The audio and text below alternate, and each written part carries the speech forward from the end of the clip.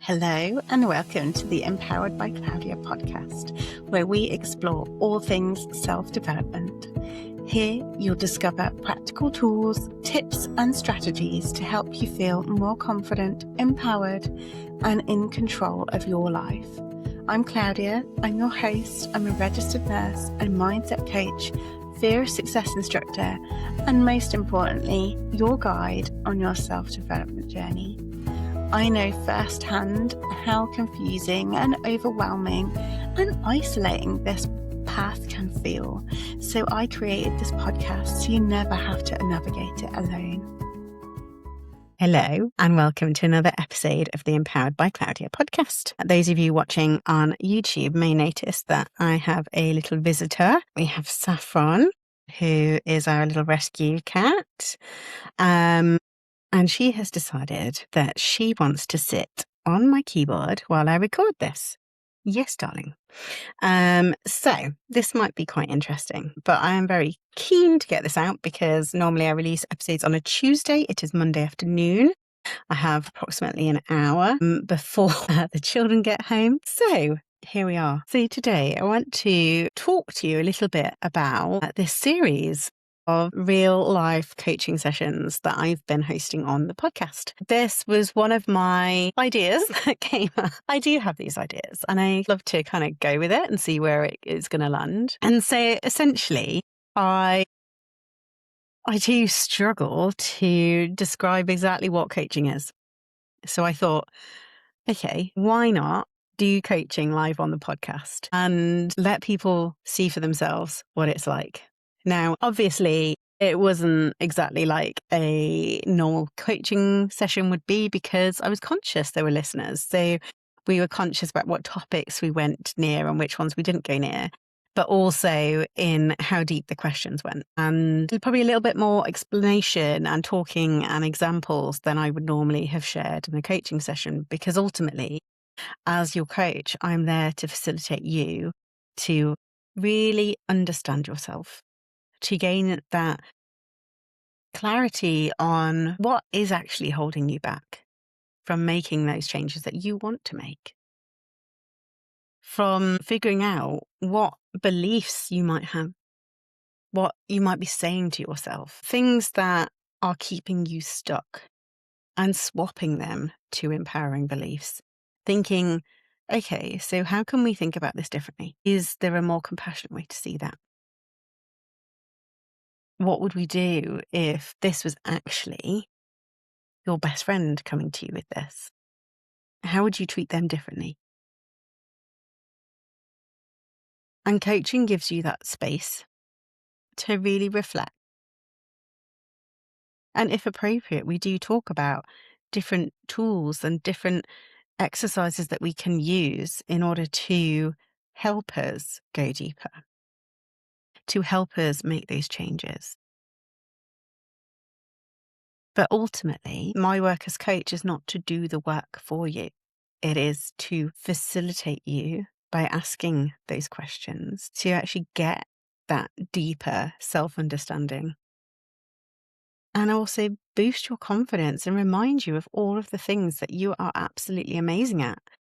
Because we're the first person to run ourselves down. And actually, sometimes you just need someone else to go, actually, no, that's not quite right. And you are doing the right thing. And let's stop being so harsh on ourselves. And when I talk to people, like, the overwhelming thing is that we don't put ourselves first. We always prioritize other people's needs above our own. We feel undeserving and unworthy of that. And actually, that isn't serving us. And what do I mean when I say that isn't serving us? That isn't positively adding to our lives. That's actively making our lives uncomfortable or challenging. We don't often stop. We don't take the time to think and reflect on what is going on, what's causing friction, and what needs to be changed, or what could be changed. What's the possibility? What's the potential? And through coaching, you have that opportunity to use the coach's eyes, an external perspective, not to give you the answers, but to encourage you to maybe look from a different angle, to see things differently. And when I look through my client testimonials and the feedback, there's this overwhelming theme of I'm seeing things differently now. I didn't think of it that way. I didn't imagine that that was the reason that I was being held back. And it all links in that actually we get so caught up in this external narrative of this is what's going on in the world and this is how we see things, that we don't really take that time to think, well, how do I see things and how do I want to see things? And do I want to believe that everything is doom and gloom? Or do I want to believe that maybe there's a different way, that maybe there's hope?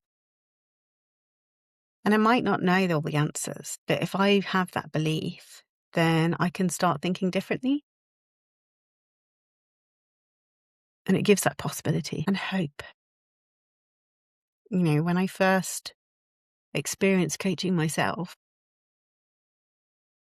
I had that little flicker of hope, but I had no clue of where it was going. When I left abusive marriage with my 3-month-old son, I knew there wasn't another option. I knew that to stay was impossible. I didn't know what our future looked like. But I had that tiny, tiny little bit of hope that said, I am going to find a better life for my son. Different life. It doesn't need to be this way. And yes, I don't know what it's going to look like. I don't even really know where to start. But there has to be something better than this. And that hope for the future, that is what powered me through. And it wasn't all smooth sailing. There were plenty of choppy seas, if we're going to carry on that metaphor. But this is where the work comes in, the coaching work, the reframing, the like, okay, well, how do we see this differently? How do we make sense of what's happened and process it, forgive ourselves, take away some of that blame and actually give ourselves that understanding and compassion and say, you did the best you could with the knowledge that you had available at the time.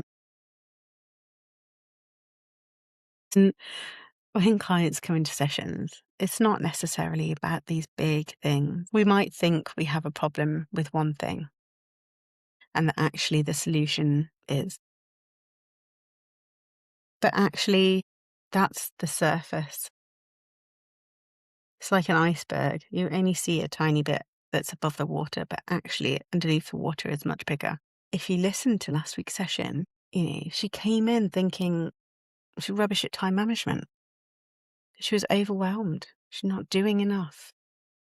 Feeling and talking about herself in quite a self-critical way. And you could look at it from a purely mathematical sense and go, there's not enough hours, too much to juggle, you're constantly going to be behind, something's got to give. But actually, it's not necessarily about how much time you have, it's about how you spend it. And if there's the right balance of spending it on restorative things versus spending it on things that are draining. And often we focus on the things that are actually draining us, not the things that are going to replenish us, because we've got bills to pay. But actually, if we structure our day slightly differently, we can put those restorative practices in place so that we're able to do our work much more efficiently. We're still getting it done, but the maths isn't working against us. We're actually replenishing our energy. We could stay at that surface level and we could problem solve and think, all right, so realistically, what can you get rid of? What can you delegate to someone else? What can you make a automation for? We could do all that. But actually, what would happen is you just end up filling the time, but not with things to replenish you, just more and more things to drain you. So actually, you've got to kind of dig deeper Okay, so what is happening here? What is causing this exhaustion? What's causing the guilt? Why do we feel guilty for caring for ourselves? Why do we put so much pressure on ourselves? And what are our beliefs about being productive and our worth? Do we believe that we're only worthy if we get full marks in a test? Where is that coming from? Do we believe it's bums on seats for however many hours? Or do we believe that maybe actually we can work in a different way? That actually we have that opportunity to shape our lives? And yes, there may be external constraints that mean that you can't just reinvent the working day, but maybe there's a different way to target it. Maybe you could block off your lunch break and say, actually, I'm not going to take any meetings in that time. I need to protect my lunch because most of us aren't paid for their lunch break. So if you work through it, you're effectively giving extra hours. But also that taking that break helps us come back, feel refreshed, energized. We may have thought about something differently because we've taken that break from the task. It gives our brain a chance to really think about it without us meddling. So sometimes actually just leaving our brain to process the information is really helpful. We are human.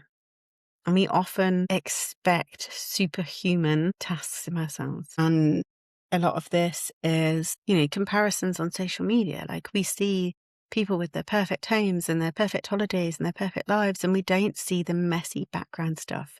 We don't see the entourage of staff that people have to make that happen, or the finances or whatever it is. And we're comparing ourselves to things that aren't equal and then making ourselves feel guilty for not being able to put the same things out there. Well, actually, it's not feasible. And we're beating ourselves up over something that's not even true because you don't know the full picture. We never really know what's going on in someone else's lives. We don't know what's going on behind the scenes and what challenges they're facing and what help they've got. We don't know that. So actually, it's time to give ourselves a break. And so, yes, I could have let fear dictate what I did and say, actually, do you know what? I've recorded this podcast, but I'm not going to put it out there because I don't want people to judge me or give me negative feedback because, ultimately I want everyone to be happy. Gotta love the people pleasing. But actually, I felt that by sharing that episode, there would be things that you, the listener, will learn, but things that I will learn from doing that as well.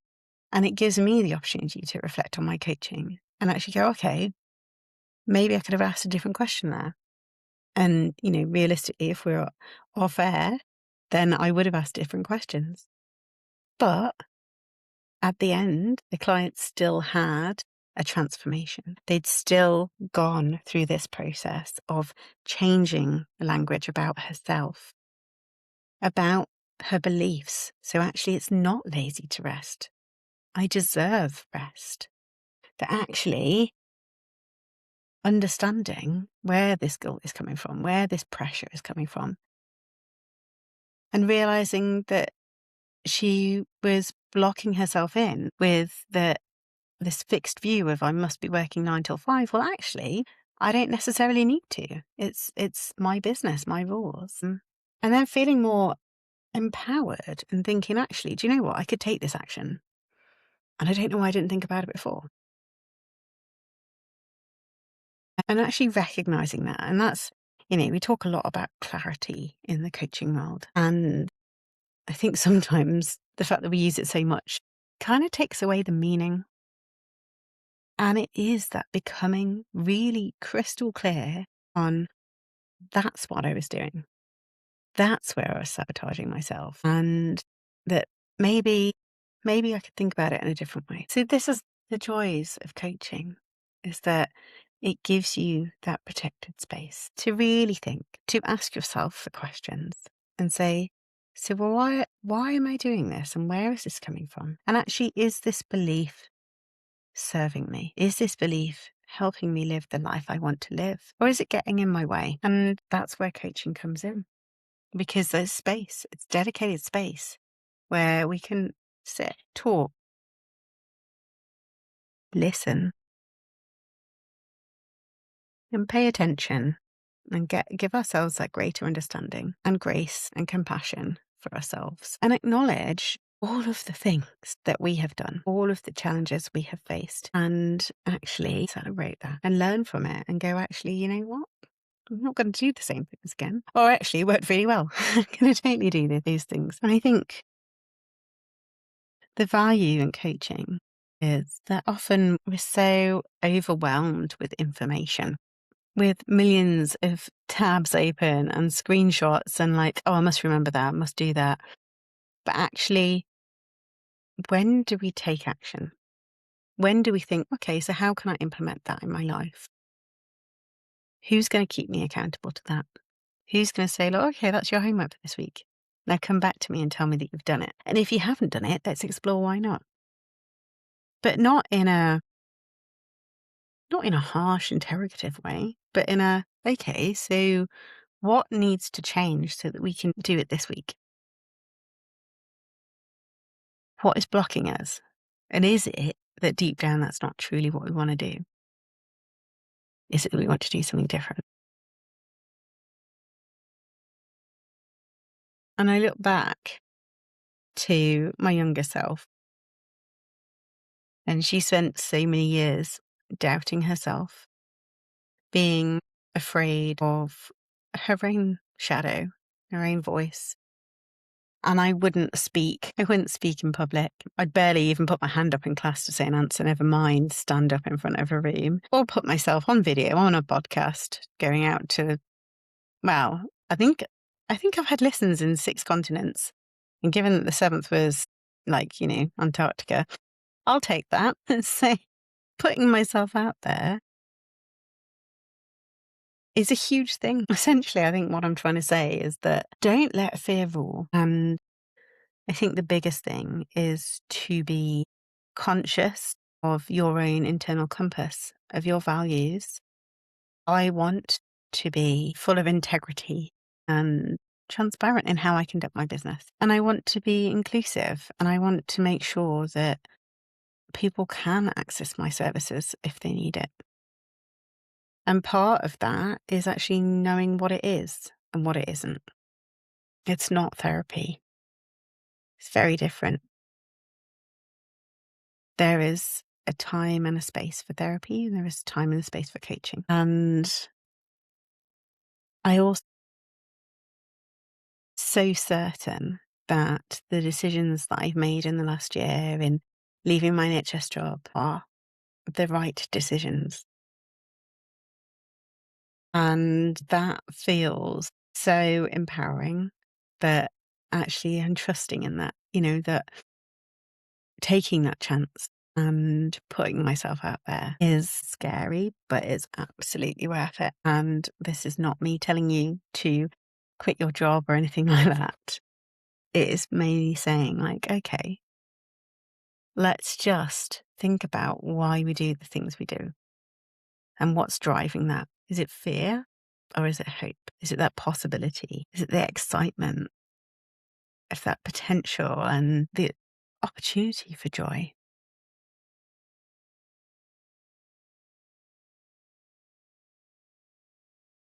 And you know what?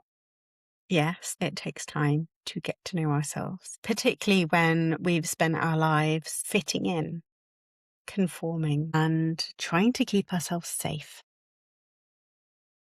But it is possible. It is possible to see things differently, to reframe the way that we interact with the world, to stop being a victim and actually go, do you know what? This is within my power. I have the power to press publish. I have the power to say to not press publish as well. Uh, but it is my choice. And actually, particularly when we've either grown up in a system that takes away that choice, that is all about conformity, when we've been in abusive relationships that have deprived our ability to make those choices, or that there are consequences for choices, and you have to think through before you even say or do anything. It can take a while to trust that you are safe to do so, safe to be yourself, to share, to be open. One conversation can completely change your perspective, completely change how you see something.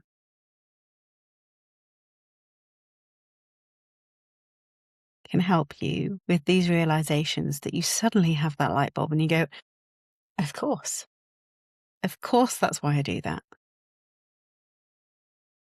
And yes, we may fall into the old habits, like people pleasing and guilt, desiring to be perfect.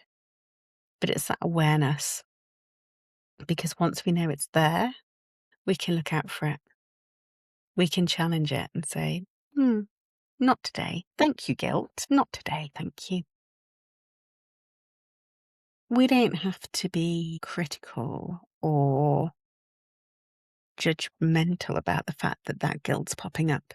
You can just acknowledge it. Say, okay, thanks for letting me know. See you later.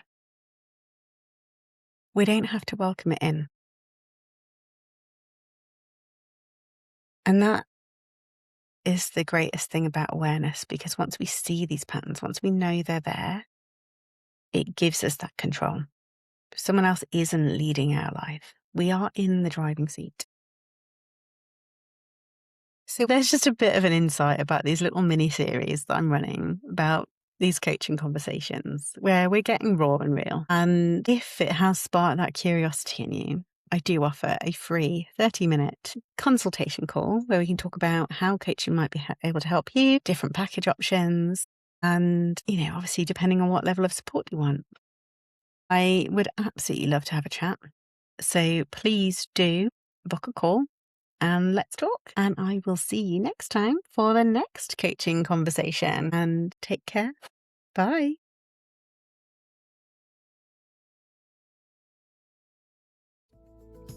Thank you for tuning in to another episode of the Empowered by Claudia podcast. I'm Claudia from claudiasabinawellness.com. If you are ready to take your next step and transform your life, all the ways to connect with me, whether for coaching, courses, or any other sort of support, are in the show notes or on my website at www.claudiasabinawellness.com. If you found value in this episode, I'd be so grateful if you could leave a review, share it with a friend, or post about it on social media. Don't forget to tag me at Claudia_Sabina_wellness. Your support helps more people discover the tools and guidance they need. I cannot wait to support you on your journey. Much love.